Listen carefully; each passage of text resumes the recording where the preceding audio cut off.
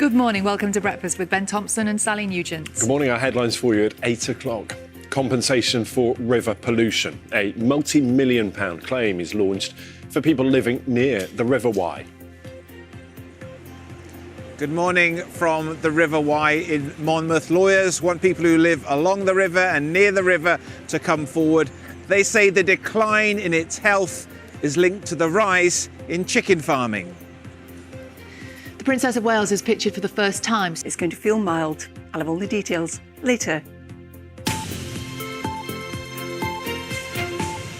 Good morning. It is Tuesday, the 19th of March. A group compensation claim has been launched for those affected by the pollution of the River Wye, which lawyers say could add up to hundreds of millions of pounds. Yes, last year the government's nature watchdog, Natural England, said the river's health was declining, with many putting the blame on the rapid expansion of industrial chicken farms in the area. Now lawyers want to hear from those affected, but the food producer being targeted says it isn't supported by evidence. Our environment correspondent Jonah Fisher has the details. This is England's favourite river, and now it's like something like a Charlie and the Chocolate Factory.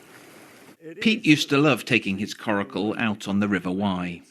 If you'd have come here 4 years ago and we'd have been stood here, you could have seen the bottom of the river right the way across. People would shout from the bank to me and I'd encourage them down and show them how to paddle a coracle.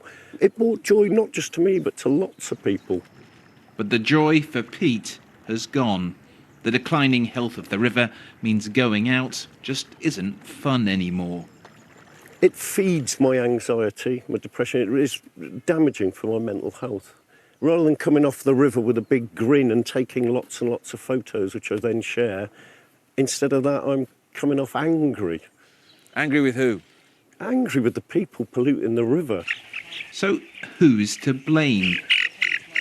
These guys are at least part of the problem. The last decade has seen a massive expansion in chicken farming near the Wye. And that means lots of chicken poo. And if too much of that is spread on fields as fertiliser, it runs off into the river and can turn it green. The use of huge industrial chicken sheds helps keep prices down at the supermarket. But with the decline of the river clear to see, the question now being asked is whether those who live and work along the River Wye might be entitled to compensation. Lawyers are looking to bring a group litigation against Avara Foods, the company which dominates chicken production near the Wye. We're saying people who have property along the river, people who enjoy the river, people who use the river, they can all come forward. Private property owners will have a right, have a legal right to be able to enjoy the river, be able to enjoy it without interference from pollution.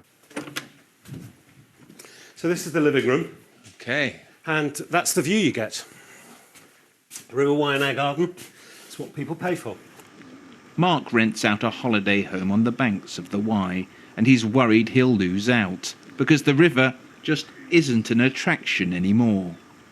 We can't, with all honesty, say to people, help yourself swim in the river, because it's damaged. So let's wait and see how badly it affects our business. What are you hoping to achieve by being part of this group litigation? Holding them to account, hitting them where it hurts, in their pocket, because that seems to be the only way, the only thing they understand, and getting restitution for the river. Somebody has to repair the damage. Avara Foods declined an interview, but told BBC News the Wye's problem started before the expansion of chicken farms, and that other types of farming can also lead to nutrients in the river. This is a year-old, opportunistic attempt to profit from a serious environmental issue, its spokesperson said. It has no merit and is not supported by evidence or expert opinion. Legal proceedings in the case are expected to start later this year. Well, that was our environment correspondent Jonah Fisher. We will be hearing from Jonah later on in the programme. But now Ben has more of today's news.